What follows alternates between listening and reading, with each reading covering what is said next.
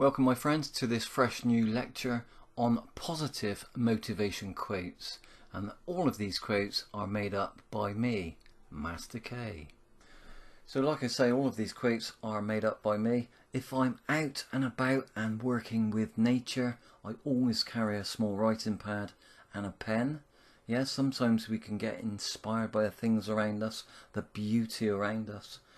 And, you know, if you're anything like me, I go home and I think, oh, what was that idea? What was that new quote I thought about putting together? And it's always best just to chart them down on a piece of paper and read them later. And we can always improve on those quotes, can't we? And sometimes I might get, you know, a vision or something come to me just before I wake up in the morning.